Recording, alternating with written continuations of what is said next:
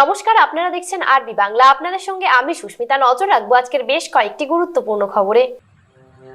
কেশিয়ারি 7 নম্বর অঞ্চল তৃণমূল কংগ্রেসের উদ্যোগে কেশিয়ারি বাজার এলাকাতে মেদিনীপুর লোকসভা কেন্দ্রের তৃণমূল প্রার্থী জুন মালিয়ার সমর্থনে করা হলো প্রচার কর্মসূচি। সংগঠিত হলো বৃহস্পতিবার। একেবারে প্রচারের শেষ লগ্নে কেশিয়ারি থানাগড়া থেকে বাসস্ট্যান্ড পর্যন্ত চলে এই মিছিলে যোগ দেন জেলা মহিলা তৃণমূল কংগ্রেসের সভানেত্রী মামুনি মান্ডি, কেশিয়ারি ব্লক তৃণমূলের মহিলা সভানেত্রী পলি সাহা সহ অন্যান্যরা। এদিনের মহিলা মিছিলে অভিনবত্বভাবে লক্ষ্মী ভাণ্ডার হাতে নিয়ে মহিলারা মিছিলে হাঁটেন। প্রচার মিছিল থেকে জুন মালিয়াকে ভোট দিয়ে জয়যুক্ত করার আহ্বান জানানো হয়।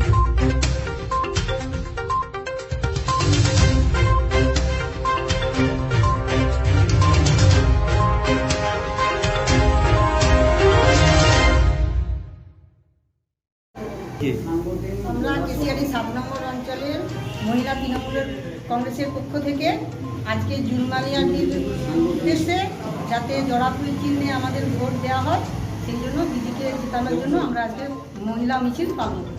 অভিনবভাবে দিদি আমাদের লক্ষ্মীর ভাণ্ডার দিচ্ছেন, প্রত্যেক মাসে 1000 টাকা করে দিচ্ছেন। আমরা দিদি আমাদের সমস্ত কিছু দিচ্ছেন, সেই জন্য দিদিকে জেতানোর জন্য, জুনমালিয়া দিদিকে জেতানোর জন্য আমরা এই কর্মসূচিটা পালন করি। কত লিড করবেন এই কেশিয়ারি থেকে? 5000। আর আমার কেশিয়ারি 7 নম্বর অঞ্চল থেকে আমরা 5000 লিড করি। কি নাম? অরুণা ত্রিপাঠী, কোন দায়িত্বে আছেন? মহিলা তৃণমূলের সমাজ। হাতে মাত্র আর একটা দিন, তারপরেই রয়েছে ষষ্ঠ দফার নির্বাচন। প্রচারের শেষ লগ্নে মেদিনীপুর লোকসভা কেন্দ্রের তৃণমূল কংগ্রেসের প্রার্থী জুন মালিয়ার সমর্থনে কেশিয়ারিতে প্রচার সভা করলেন তৃণমূলের প্রাক্তন সাংসদ মহুয়া মৈত্র।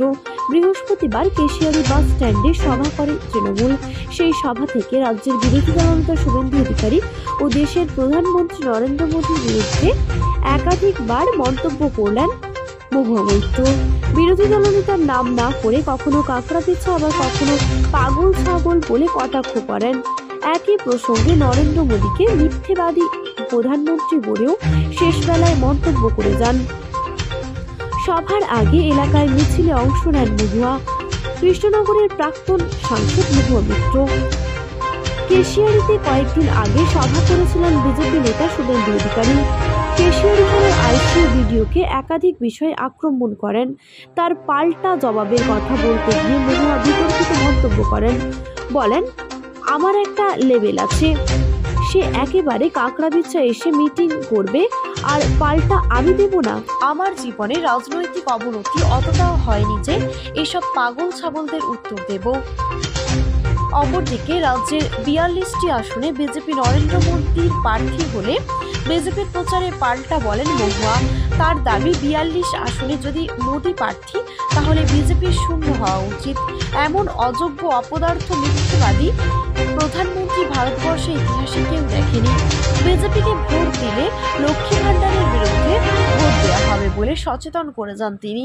মহুয়া মৈত্র ছাড়াও এদিনের সভায় উপস্থিত ছিলেন রাজ্যের মহিলা তৃণমূলের সাধারণ সম্পাদিকা কল্পনা শেঠ, কেশিয়ারি ব্লক তৃণমূলের সভাপতি অশোক রাউত, ব্লক তৃণমূলের যুব সভাপতি সঞ্জয় গোস্বামী, জেলা তৃণমূলের সাধারণ সম্পাদক পবিত্র শেঠ সহ অনেকেই। এক মিনিট। আমাকে কল্পনা বলছিল, খুব ভালো মেয়ে, এখানকার জেলা পরিষদের মেম্বার, তো আমাকে এখানে বলছিলেন যে এখানে কয়েকদিন আগে একজন মিটিং করে গেছে, বলছে সেটার পাল্টা এসে আপনিও বললেন। আমি বললাম আমার একটা লেভেল আছে, সে একেবারে কাঁকড়া বিছে বসে সে মিটিং করবে, তার পাল্টা আমি দিব না। আমার জীবনে রাজনৈতিক অবনতি অতটাই হয়নি যে এইসব পাগল ছাগলদের আমাদের উত্তর দিতে হয়। তাই আমাদের যেটা ন্যারেটিভ, আমাদের যেটা বক্তব্য, আমরা আজকে সেটা রাখবো। এটা কিন্তু লোকসভা ভোট। আজকে আমাদের পেটে কিসে লাঠি লাগছে? মূল্য বৃদ্ধি, মেহেঙ্গাই যাকে হিন্দিতে বলে। আর মোদি সাহেব কোন ময়ের কথা বলছে? মোদি সাহেব বলছে মুসলমান, মোদি সাহেব বলছে মোল্লা, মোদি সাহেব বলছে মৌলবি, মোদি সাহেব বলছে মটন, মোদি সাহেব বলছে মাছলি, মোদি সাহেব বলছে মুঘল সাম্রাজ্য। আরে এইগুলো আপনি 10 বছর প্রধানমন্ত্রী রয়েছেন, আপনি আজকে ভোট চাইতে এসেছেন। বিজেপি কি বলে? বিজেপি বলে আমাদের প্রার্থী কোনো ব্যাপার না, আমার এখানে প্রার্থী দিয়েছিল রাজমাতা। আমি বললাম রাজমাতা আবার কি ভাই? আমি তো গণতন্ত্রে বাস করি, প্রজাতন্ত্র দিবস পালন করি, রাজা রানী কোত্থেকে এলো কোনোদিন শুনেছেন? তারপর বিজেপি বললো না না, আমাদের প্রার্থীকে ওসব দেখতে লাগে না, আমাদের 42টা সিটেই প্রার্থী নাকি মোদিজি। খুব ভালো, যদি 42টা সিটেই প্রার্থী মোদিজি, তাহলে মহুয়া মৈত্র আজকের দিনের ভারতবর্ষে মোদিজির উপর এক্সপার্ট। তাহলে আমি আপনাকে বলে দিই, যদি 42টা সিটেই বাংলায় মোদিজি যদি প্রার্থী, তাহলে 42টায় বিজেপির শূন্য হওয়া উচিত। কারণ মোদিজির মতো অপদার্থ, অযোগ্য, মিথ্যাবাদী প্রধানমন্ত্রী ভারতবর্ষের ইতিহাসে কেউ দেখেনি। বলে কিনা মোদি কা গ্যারান্টি, মোদির একমাত্র গ্যারান্টি, মোদির গ্যারান্টি হচ্ছে চায়নার ওয়ারেন্টি এর মতো, যে মোদি মুখ খুললে মিথ্যা কথা বলে, এছাড়া মোদির আর কোনো ওয়ারেন্টি নেই। যদি বিজেপি জেতে তাহলে 3 মাসের মধ্যে লক্ষ্মী ভান্ডার বন্ধ করে দেবে, এটা বিজেপি বলছে। তার মানে আপনারা যারা এখানে এসটি মহিলা আছে, আজকে আমি যদি 1000 টাকা পাই, আপনি 1200 টাকা পাচ্ছেন। কালকে যদি বিজেপি আসে, প্রথম জিনিস আপনাদের লক্ষ্মী ভান্ডার বন্ধ করে দেবে।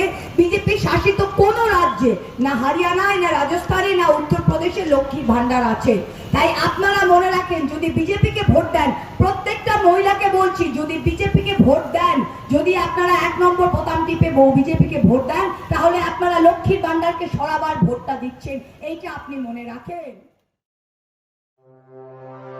আজ সন্ধ্যায় শেষ প্রচারের পর পাঁশকুড়ায় সাংবাদিক বৈঠক করলেন ঘাটাল লোকসভার তৃণমূল কংগ্রেসের প্রার্থীদের দীপক অধিকারী। আপনাদের মনে আছে এই কোর্টে পেপারটা দাও,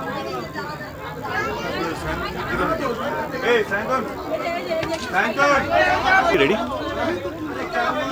আপনাদের মনে আছে যে খড়গপুর 2-এ একজন মারা গেছিলেন, দুঃখজনক একটা ব্যাপার।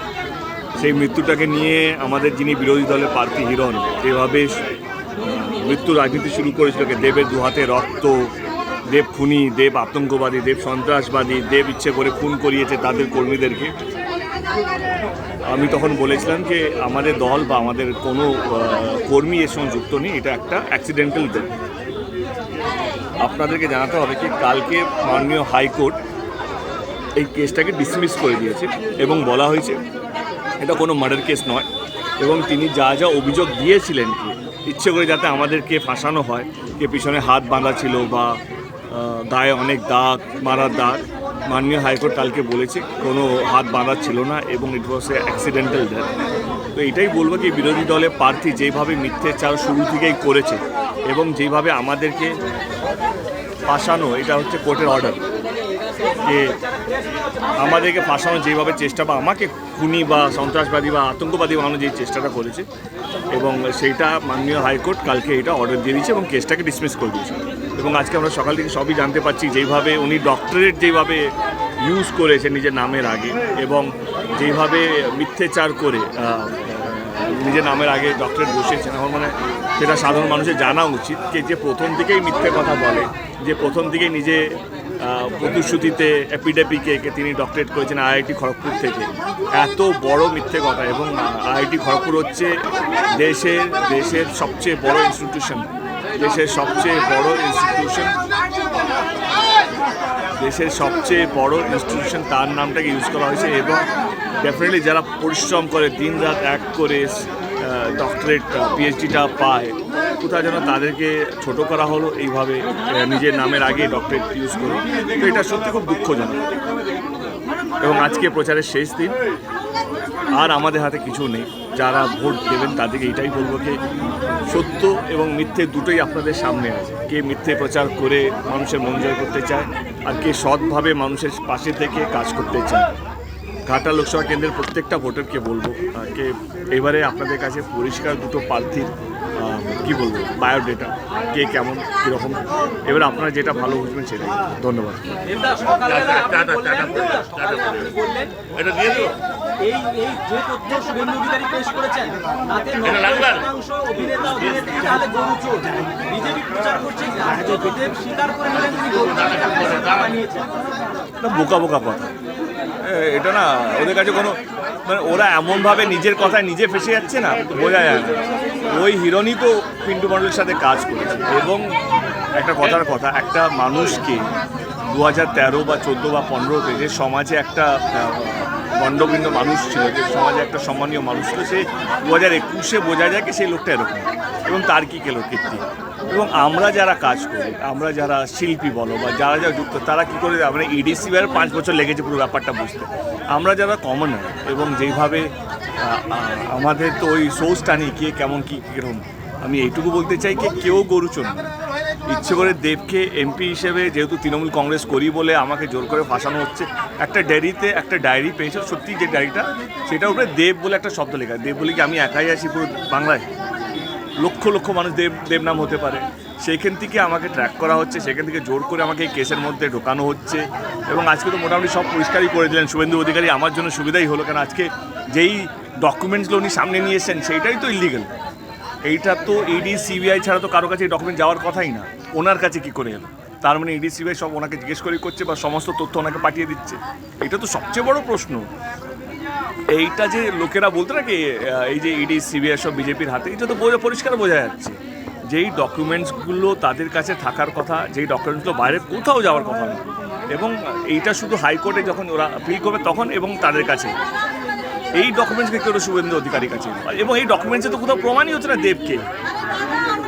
একটা ডায়েরিটা যে কোনো মানুষের হতে পারে, যেটা আমি বললাম কি আমি কাউকে চিনি না। একটা টাকা, সে টাকাটা ফেরত গেছে, আজকে সেটাও পাঠিয়ে দিলাম। তাহলে আমি কোথায় গরুর সঙ্গে যুক্ত আছি? মানে গত মঙ্গলবার কোলাঘাটে শুভেন্দু অধিকারী গেস্ট হাউসে পুলিশ রেড করে, যদিও পুলিশের একটা সূত্র দাবি করছে সেখানে কিছুই পাওয়া যায়নি। গতকাল রাতে শুভেন্দু অধিকারী সোশ্যাল মিডিয়াতে তার ফেসবুক পেজে কিছু পুলিশ অফিসারের ছবি সহ পরিচয় প্রকাশ করেছেন এবং তিনি আক্রমণ করে বলেছেন যে তৃণমূলের কথাতে এই সমস্ত পুলিশ। আমি এইটা কিছু কি আমার এটা ঘাটালের চ্যাপ্টার না। আমার ঘাটাল নিয়ে বা আমাকে নিয়ে যদি কোনো চ্যাপ্টারের কোশ্চেন থাকে তাহলে আমাকে জানি। Thank you.